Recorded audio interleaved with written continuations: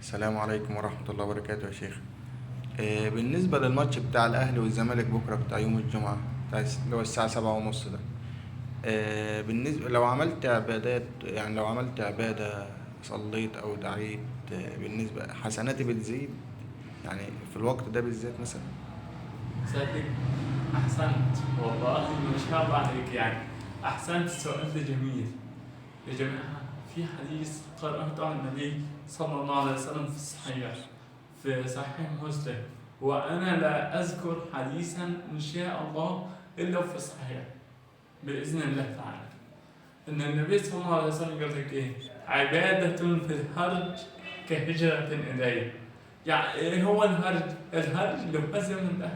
الهرج اللي هو برضه حديث النبي ينطبق على بكرة الجمعة الساعة 7:30. ومش دول بس اللي هتسمعوا عليها مصر، لا، ده مصر والسعودية أكتر دولتين يمكن على وجه الكرة الأرضية فيهم مسلمين. وللأسف للأسف ممكن تلاقي 80% مشغول عن ذكر الله، اللي هو منهي في الماتش، و10% ممكن تلاقيهم نايمين، وال10 التانيين ملهمش في الكورة، اللي معلش بيتكلم كلام فاضي، اللي بيسمع مسلسل، اللي بيعمل، اللي لاهي، اللي غافل كده. فالنبي صلى الله عليه وسلم بيقول لك اعبد الله عز وجل في الوقت اللي الناس الغافلة عنه. وربنا قال لك ايه؟ إن الذين يخشون ربهم بالغيب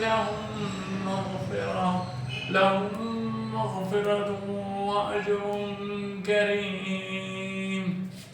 إن الذين يخشون ربهم، فبالله عليك دي هتنطبق عليك. ويا جماعة، رمضان يوم الأحد إن شاء الله، أول صلاة تراويح ليلة الأحد ليلة الاثنين بإذن الله تعالى. فلازم تشحن قلبك بطاعة الله وذكره والاستغفار والصلاة على النبي وجد التوبة والأوبة إلى الله، والله ثوابك يعظم.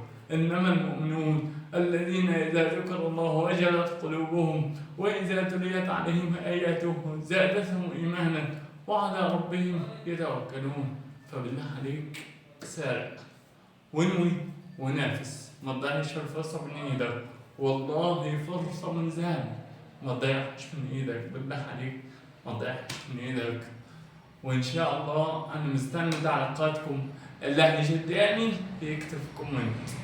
وما تنسوش برضو الاشتراك، لو انت اول مرة تشوفني ما تنساش الاشتراك وتشاهدني، وانتي ما تنسيش اللايك.